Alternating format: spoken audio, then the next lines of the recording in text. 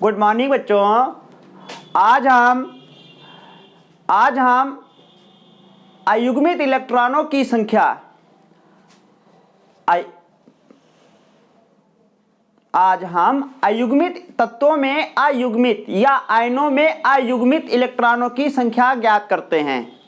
देखिए, आयनों में अयुग्मित इलेक्ट्रॉनों की संख्या निकालना सीखते हैं। जैसे Cu प्लस और Cu पर 2 प्लस। अब किस आयन में कितने अयुग्मित इलेक्ट्रॉन हैं ये हमें निकालना है। तो सबसे पहले क्या करते हैं, जो कॉपर धातु है इसका हम इलेक्ट्रॉनिक विन्यास करते हैं। कॉपर का बताइए परमाणु क्रमांक कितना होता है? कॉपर का कितना होता है? 29 होता है, 29। और जो ये 29 और 24 होता है ये परमाणु क्रमांक बोर-बरी नियम के अपवाद भी है। इलेक्ट्रॉनिक विन्यास के जो नियम बताए थे उन्होंने, उस नियम के ये परमाणु क्रमांक जो है वो अपवाद हैं। तो क्या करते हैं, 29 का इलेक्ट्रॉनिक विन्यास क्या होगा? 2 8 8 और लास्ट में 1 रहता है। कितने इलेक्ट्रॉन बचे हैं यहाँ पे? कितने हो गए? 10 18 19 10 इलेक्ट्रॉन बचे हैं और इसमें आएंगे तो 18 हो जाएगा। कितना हो जाएगा? 18 हो जाएगा। तो 29 का इलेक्ट्रॉनिक विन्यास क्या होगा? 2 8 18 1। अब इसका हम एसपीडीएम में करते हैं। देखिए क्या आएगा? पहली कक्षा का इलेक्ट्रॉनिक विन्यास होगा 1s2, दूसरी कक्षा का इलेक्ट्रॉनिक विन्यास होगा 2s2 2p6। 18 का क्या होगा? 18 में 2 इलेक्ट्रॉन इसमें आ जाएंगे। अब बचे यहां पे 16 और 16 में 6 इलेक्ट्रॉन पी में चले जाएंगे। अब बचे कितने? 10 और 10 इलेक्ट्रॉन जो होते हैं वो डी में आ जाते हैं। ऐसे ही है। इसके बाद अब चौथी कक्षा का क्या होगा? 4s1। तो कॉपर का जो इलेक्ट्रॉनिक विन्यास अंकों में होगा ये होगा और एसपीडीएम में ये होगा। ओके। अब देखिए Cu प्लस का इलेक्ट्रॉनिक विन्यास हम करते हैं एसपीडीएफ के पदों में। तो Cu प्लस का मतलब क्या होता है? Cu प्लस का मतलब होता है कि बाह्य कोश से Cu कॉपर के बाह्य कोश से एक इलेक्ट्रॉन बाहर निकल गया। इसका मतलब यही होता है। ठीक। अब क्या करते हैं, जब एक इलेक्ट्रॉन बाहर निकाल देते हैं तो क्या बचता है? 1s2 2s2 2p6 3s2 3p6 3d10, क्योंकि 4s1 बाहर निकल गया। ठीक। अब देखिए, चलो पहले दोनों का इलेक्ट्रॉनिक विन्यास कर लेते हैं। अब Cu प्लस प्लस का क्या होगा? Cu प्लस प्लस का मतलब है कि कॉपर धातु जो है इसकी जो सबसे बाहरी कोश होंगे उससे 2 इलेक्ट्रॉन निकलेंगे। जब बाहरी कोश में 2 इलेक्ट्रॉन है नहीं तो एक ये इलेक्ट्रॉन निकल जाएगा। उसके बाद सबसे बाहरी कोश ये बचेगा, इससे एक इलेक्ट्रॉन और निकल जाएगा। तो यहां पे क्या बचेगा? 3d9 बचेगा। कितना बचेगा? 3d9 बचेगा। तो Cu पर 2 प्लस का इलेक्ट्रॉनिक विन्यास क्या आएगा? 1s2 2s2 2p6 3s2 3p6 और 3d9। क्या आएगा? 3d9 आएगा। ठीक। तो Cu प्लस और Cu पर 2 प्लस दोनों आयनों के हम इलेक्ट्रॉनिक विन्यास कर लिए। अब क्या करते हैं, दोनों में हम अयुग्मित इलेक्ट्रॉनों की संख्या निकालते हैं। देखिए दोनों में अयुग्मित इलेक्ट्रॉनों की संख्या कैसे निकालते हैं।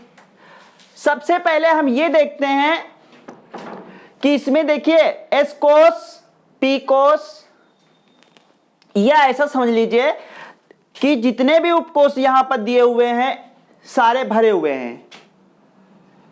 1s उपकोष ये भी पूरा भरा है, 2s उपकोष 2p उपकोष भी पूरा भरा है, 3s उपकोष भरा है, 3p भी पूरा भरा हुआ है और 3d भी उपकोष जो है पूरा भरा हुआ है। ये कैसे पहचानोगे कि पूरे भरे हैं कि नहीं भरे हुए, कौन सा उपकोष पूरा भरा है कि नहीं भरा है? तुम लोग जानते हो कि जो एस कक्षक होता है इसमें अधिकतम 2 ही इलेक्ट्रॉन रहते हैं, और पी जो होता है अधिकतम कितने रहते हैं? 4 जोड़ दीजिए 6, और डी में अधिकतम 10, और एफ में अधिकतम 14। ठीक, अब क्या होता है कि देखिए यहां पे जो 1s उपकोष, 2s उपकोष, 2p उपकोष, 3s उपकोष, 3p उपकोष, इन अधिकतम इलेक्ट्रॉनों की संख्या के आधार पर पूर्ण रूप से भरे हुए हैं। कौन सा उपकोष पूरा नहीं भरा हुआ है? 3d उपकोष पूरा नहीं, ये तो सारे उपकोष पूरे भरे हैं, सारे उपकोष पूरे भरे, सिर्फ Cu++ में ये 3d उपकोष पूरा नहीं भरा हुआ है, ऐसे तो है। ठीक, तो हाँ, या ऐसे समझ लीजिए कि हम जो अयुग्मित इलेक्ट्रॉनों की संख्या निकालेंगे वो सबसे लास्ट वाले उपकोष का ही निकालेंगे। तो देखिए सबसे लास्ट वाला उपकोष कौन सा है? 3d उपकोष। तो जो डी, देखो अब क्या करते हैं, अब ये अयुग्मित इलेक्ट्रॉनों की संख्या कैसे निकाली जाती है? सबसे पहले हमें यह पता होना चाहिए कि किस कक्षक में कितने ऑर्बिटल बनते हैं। क्या बनते हैं? ऑर्बिटल। तो ऑर्बिटल देखिए एस कक्षक में कितने ऑर्बिटल बनते हैं, पी कक्षक में कितने, डी में कितने, एफ में कितने। तो एस कक्षक, पी कक्षक, डी कक्षक, एफ कक्षक, इन चारों कक्षकों में जितने अधिकतम इलेक्ट्रॉनों की संख्या रहती है उसके आधे ऑर्बिटल बनते हैं। कितने बनते हैं? आधे बनते हैं। तो इसमें 2 अधिकतम इलेक्ट्रॉन रहते हैं, इसीलिए इसमें कितने ऑर्बिटल बनेंगे? 1। पी में कितने रहते हैं? 3। अधिकतम 6 रहते हैं तो कितने ऑर्बिटल बनेंगे? 3। और डी में अधिकतम रहते हैं 10 तो कितने ऑर्बिटल बनेंगे? 5। कितने हो गए? 3, 4 और 1, 5। और एफ में कितने ऑर्बिटल बनेंगे? 1 2 3 4 5, 1 2 3 4 5 6 और 1 7। तो एफ कोष में कितने ऑर्बिटल बनेंगे? 7 बनेंगे। और इन सातों को हम क्या बोलते हैं? सातों ऑर्बिटल को हम बोलते हैं पी उपकोष। एफ है, एफ उपकोष। क्या बोलते हैं? एफ उपकोष। ये क्या हो गया? डी उपकोष, पी उपकोष और एस उपकोष। तो यहां पे जो डी उपकोष में कितने ऑर्बिटल होंगे? 5 होंगे, 5। तो हम Cu+ की बात करते हैं तो 3d 10, 3d उपकोष में कितने ऑर्बिटल भैया होंगे? 5 होंगे, 5। कितने हो गए? 4 और ये 1, 5। अब देखो ये 10 इलेक्ट्रॉन है, 5 ऑर्बिटल में भरने हैं। तो करते क्या है, सबसे पहले जितने भी ऑर्बिटल होते हैं सब में हम सभी ऑर्बिटलों में एक इलेक्ट्रॉन भर देते हैं। उसके बाद जितने इलेक्ट्रॉन बचते हैं वो हम क्या करते हैं? फिर से पुनः भरते हैं, युग्मित कर देते हैं। लेकिन जो ये स्पिन होते हैं इनको अपोजिट कर देते हैं। ठीक, तो ऑर्बिटल में जो ये इलेक्ट्रॉन भरे जाते हैं ये हुंड के नियम से भरे जाते हैं। किसके नियम से भरे जाते हैं? हुंड के नियम से। हुंड के नियम से भरे जाते हैं। समझ में आ रहा है? ठीक, तो देखिए यहां पे 3d उपकोष में 5 ऑर्बिटल बने हुए थे। तो पांचों ऑर्बिटल में कोई ऐसा ऑर्बिटल है जिसमें इलेक्ट्रॉनों की संख्या अयुग्मित हो? इसमें तो युग्मित है, इसमें भी युग्मित है, इसमें भी युग्मित है, इसमें भी युग्मित है और इसमें भी युग्मित है। तो 3d10 उपकोष में सभी ऑर्बिटलों में युग्मित इलेक्ट्रॉन है, इसलिए इसमें अयुग्मित इलेक्ट्रॉनों की संख्या, अयुग्मित इलेक्ट्रॉनों की संख्या कितनी होगी? 0 हो जाएगी। कितनी हो जाएगी? 0 हो जाएगी। इसके बाद अब हम Cu पर 2+ है, इसके बारे में बात करते हैं। तो Cu+ का बायकोष कौन सा है? 3d9 उपकोष है। ठीक, 3d9 उपकोष में क्या करते हैं, सबसे पहले कितने ऑर्बिटल बनेंगे, डी उपकोष है 5 बनेंगे। कितने बनेंगे, 5। और 5 उपकोषों में कितने इलेक्ट्रॉन भरने हैं, 9। किसके हिसाब से, हुंड के नियम से। हुंड का नियम क्या था कि किसी भी उपकोष में जितने भी ऑर्बिटल होंगे सभी ऑर्बिटलों में एक एक इलेक्ट्रॉन प्रवेश करेंगे। उसके बाद जो इलेक्ट्रॉन बचेंगे उनको हम युग्मित कर देते हैं। क्या कर देते हैं, युग्मित कर देते हैं। और जो युग्मित इलेक्ट्रॉन होते हैं उनके चक्रण कैसे होते हैं, विपरीत होते हैं। ये हुंड का नियम था। हुंड का नियम क्या था, सभी उपकोषों में या सर्वप्रथम सभी उपकोषों में एक एक इलेक्ट्रॉन प्रवेश करा के बाद में हम ऑर्बिटलों में युग्मित इलेक्ट्रॉन करते हैं। क्या करते हैं, बाद में युग्मित इलेक्ट्रॉन करते हैं। और जो युग्मित इलेक्ट्रॉन होते हैं उनके स्पिन या चक्रण जो होते हैं विपरीत होते हैं। ठीक, तो ये हुंड का नियम था।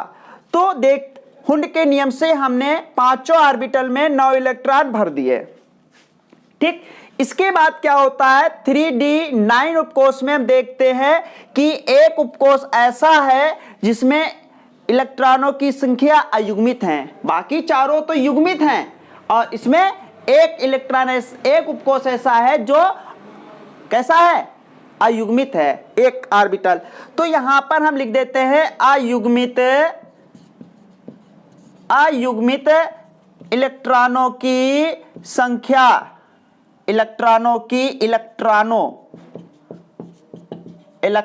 की संख्या कितनी होगी, 1 होगी।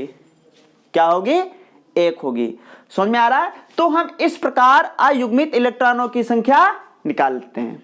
एक बार फिर से, जैसे अगर कभी पूछ दे कि बताइए कि Cu+ में और Cu पर 2+ में अयुग्मित इलेक्ट्रॉनों की संख्या कितनी कितनी है, तो सबसे पहले क्या करते हैं कि हम Cu का इलेक्ट्रॉनिक विन्यास कर लेते हैं। sp-df में इलेक्ट्रॉनिक विन्यास कर लेते हैं। sp-df में अगर डायरेक्ट कर लेते हो बहुत अच्छी बात है, अगर नहीं कर पाते हो तो पहले 29 का हम अंकों में करते हैं। ठीक, और अंकों में इलेक्ट्रॉनिक विन्यास करने के बाद फिर हम sp-df में करते हैं। इसके बाद Cu+ और Cu पर 2+ का भी इलेक्ट्रॉनिक विन्यास करते हैं। Cu+ का मतलब होता है कि बाहरी कक्षा से एक इलेक्ट्रॉन निकाल दिया। Cu+ का मतलब है बाहर से 2 निकालेंगे। जब बाहर 4s उपकोष में एक इलेक्ट्रॉन है तो 4s1 से एक इलेक्ट्रॉन निकाल दिया। इसके बाद 3d10 उपकोष से एक इलेक्ट्रॉन निकाल दिया तो 3d9 बचा। ठीक, इसके बाद अब क्या करते हैं, अब हम करते क्या है, sp-df जो होते हैं कक्षक, इन कक्षकों में जो अधिकतम इलेक्ट्रॉनों की संख्या होती है इनके जो आधी संख्या होगी वो उपकोषों की संख्या होगी। ये क्या होंगे, इलेक्ट्रॉनों की संख्या, और ये जो होंगे उपकोषों की संख्या होगी। इसमें 2 इलेक्ट्रॉन होने के कारण उपकोषों की संख्या 1, 6 में 3 होते हैं इलेक्ट्रॉन, तो नहीं 6, हाँ p में 6 इलेक्ट्रॉन होते हैं इसलिए 3 उपकोषों की संख्या। d में 10 इलेक्ट्रॉन होते हैं तो 5 उपकोषों की संख्या। f में 14 इलेक्ट्रॉन होते हैं तो 7 उपकोषों की संख्या। इसके बाद अब क्या करते हैं, Cu+ और Cu पर 2+ में हमें अयुग्मित इलेक्ट्रॉन निकालने हैं। तो करते क्या है, Cu+ का सबसे बाहरी उपकोष है 3d10, तो 3d10 लिख लिया। और d उपकोष होने के कारण इसमें 5 ऑर्बिटल बनेंगे तो 5 ऑर्बिटल बना लिए। 10 इलेक्ट्रॉन है। हम हुंड के नियम के अनुसार इन उपकोषों में ऑर्बिटल भरते हैं। उपकोष में तो हुंड का नियम क्या था कि सभी ऑर्बिटलों में एक एक इलेक्ट्रॉन पहले प्रवेश करते हैं, बाद में हम जो इलेक्ट्रॉन बचेंगे वो बाद में हम ऑर्बिटलों में युग्मित करते हैं। और जो युग्मित इलेक्ट्रॉन होते हैं उनके जो स्पिन होते हैं वो कैसे होते हैं, विपरीत होते हैं। ठीक, तो यहां पर 3d10 उपकोष में हम देखते हैं जितने भी ऑर्बिटल हैं सभी ऑर्बिटल में देखिए युग्मित इलेक्ट्रॉन है, 2-2 इलेक्ट्रॉन है। युग्म का मतलब क्या होता है, जोड़ा होता है। तो देखिए 3d उपकोष में क्या है, जितने भी ऑर्बिटल हैं सभी में युग्मित इलेक्ट्रॉन है, इसीलिए अयुग्मित इलेक्ट्रॉनों की संख्या कितनी होगी, 0 होगी। अब हम Cu++ की बात करते हैं। Cu++ कि बायकोष का उपकोष है 3d9, तो 3d उपकोष होने के कहा 5 ऑर्बिटल बना लिए, और 3d उपकोष में 9 इलेक्ट्रॉन है, तो 9 इलेक्ट्रॉन होने के नियम से भर दिए हमने। ठीक, तो हम देखते हैं कि 3d उपकोष में एक ऑर्बिटल ऐसा है जिसमें युग्मित इलेक्ट्रॉन नहीं है, अर्थात अयुग्मित इलेक्ट्रॉनों की संख्या कितनी हो गई? 1। तो आयनों में अयुग्मित इलेक्ट्रॉनों की संख्या निकाल लोगे सभी लोग। ठीक, अब हम क्या करते हैं, कुछ आयन लिख दे रहे हैं जिनमें अयुग्मित इलेक्ट्रॉनों की संख्या घर से निकाल के लाओगे। देखिए कुछ आयन नोट कर लीजिए, ये होमवर्क है।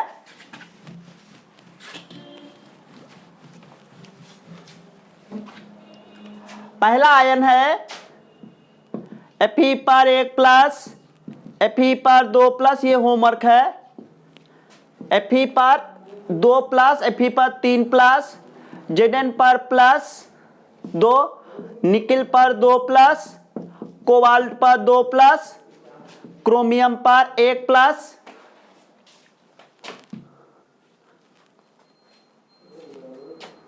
फिर से निकालोगे कॉपर पर निकालोगे, Cu पर 2 प्लस, Na पर प्लस, Mg पर 2 प्लस, K पर प्लस, कितने हो गए? 1 2 3 4 5 6 7 8 9 10 11। कर लीजिए Ca पर 2 प्लस, Ca पर 2 प्लस, Mn पर 2 प्लस, Mn पर 2 प्लस, अब कितने हो गए? 3 3 6 3 9 4 13, 2 कर लीजिए K प्लस और Al पर 3 प्लस। तो इन आयनों में, इतने आयनों में अयुग्मित इलेक्ट्रॉनों की संख्या निकाल के लानी है। ठीक, 15 आयन हमने लिख दिए हैं, 15 आयनों में अयुग्मित इलेक्ट्रॉनों की संख्या निकाल के लानी है। जो ना हो पाए वो पूछ लेना। Okay, bye.